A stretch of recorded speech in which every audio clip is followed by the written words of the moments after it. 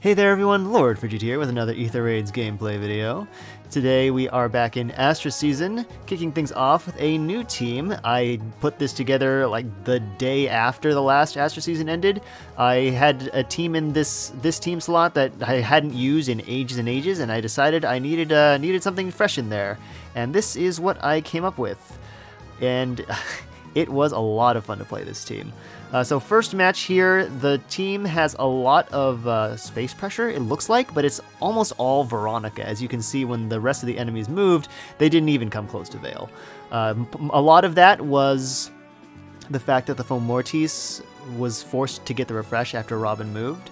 So if the assists had been arranged a little differently, there might have been a little more threat, but as it was, yeah, all of the threat really just came from that Veronica, and of course Veyle can deal with Veronica.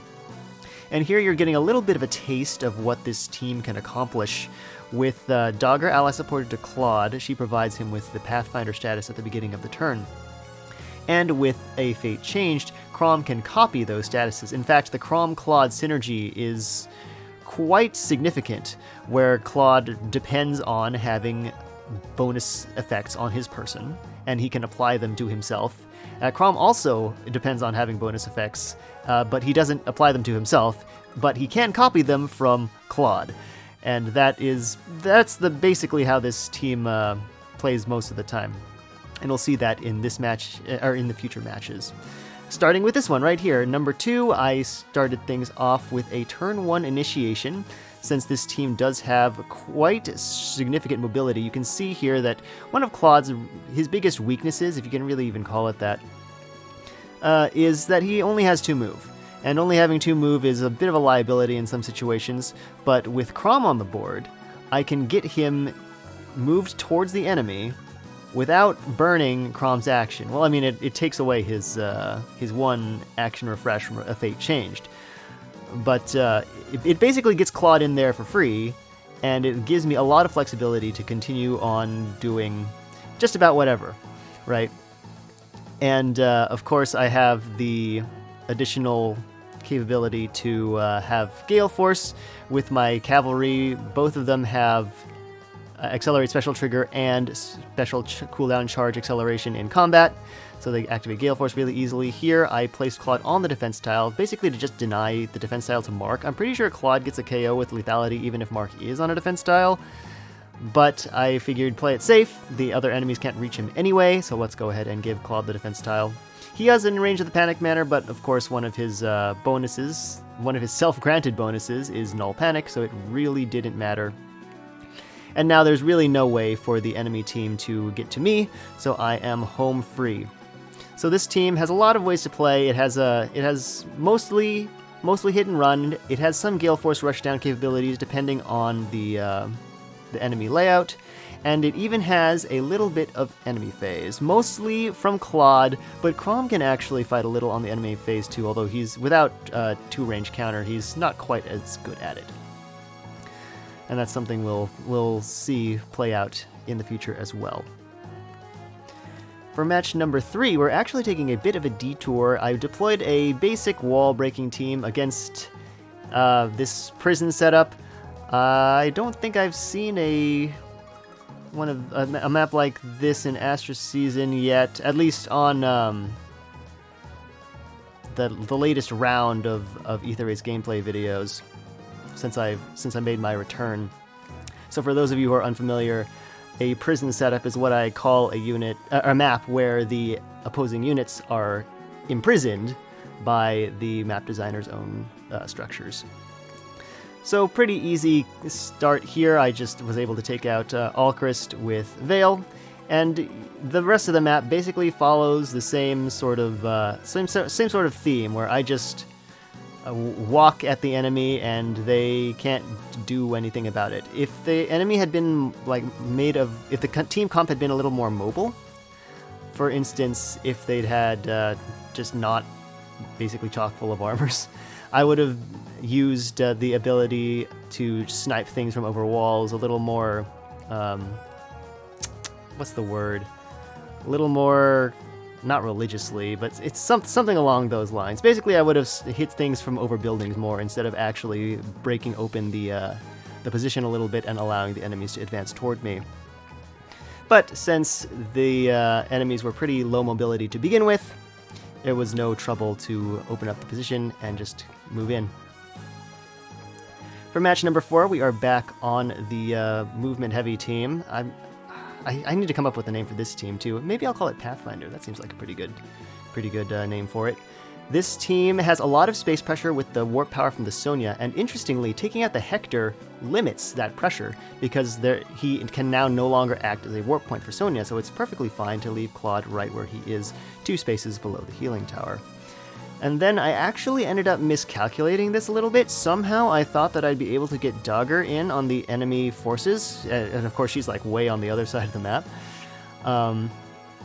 But that ended up not being the case. So you'll see that after I get Claude in towards Saros, he is unfortunately, or well, for better or for worse, he's really the only one who can handle the Saros. I guess Veyle can as well. But of course she used her action to break the healing tower. Chrom activated Gale Force by attacking his enemy self. And then I had the conundrum of what do I do with the Sonya? Because if I leave her alive, then she's going to get a refresh and she's going to take something out. And if I take her down, then Chrom can't get out, and he's going to have to take a shot from Azura. And as you can see, he took that shot really well because of the massive stat stack from Gear Driffle, as well as the 40% damage reduction from the first hit if he is, if the conditions are met. So that's another case of enemy phase capability that this team possesses. It's not really something I want to rely on. I wouldn't stick him in front of an actually powerful green mage, but against relatively weak refreshers, that's definitely one option. And I have continued to discuss that map going into this one because this map is really easy. As you can see, a lot of these units aren't even level 40, it doesn't look like. At least the Eliwood doesn't have a blessing. The Fomortis is clearly not at 40 with 22 HP. So this one was basically a free win. And again, it was also a prison setup that I just opened up because it wasn't threatening at all. Yeah, not a whole lot to talk about on this one.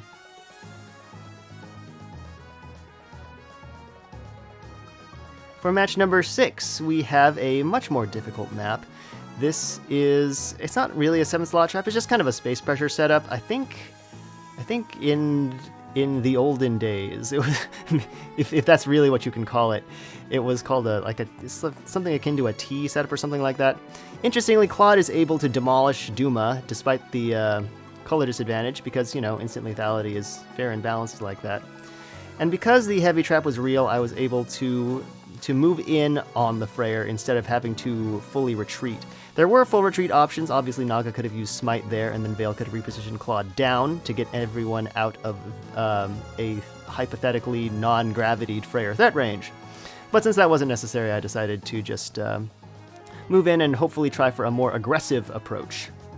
And that is what I ended up doing. Chrom can take out the Katria in 2 hits, activating Gale Force, something he would not have been able to accomplish by attacking his duo counterpart.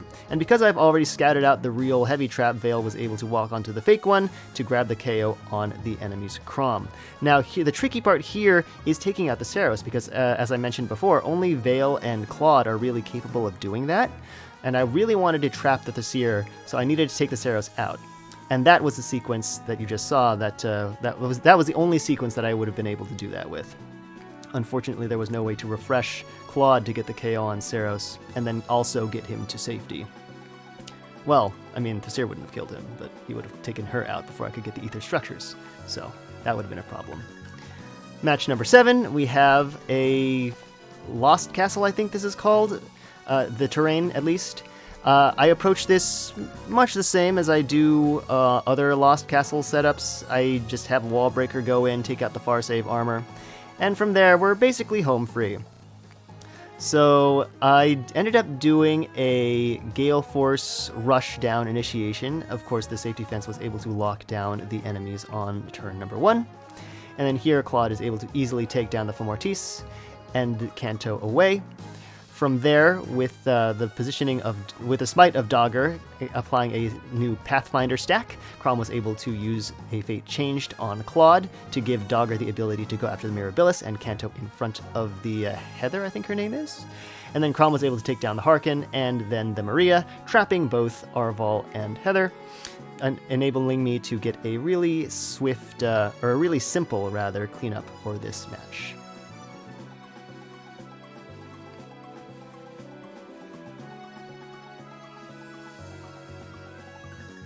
For the 8th and final game, we have, I'm not really sure what to call this style of map, but I approached it, much the same as I've been approaching maps like this the entire time. I have decided to have Claude take out the Farsave armor, in this case Fjorm, and then he was able to get a reposition, well, it is a reposition, right, at base. It's just named a fate changed.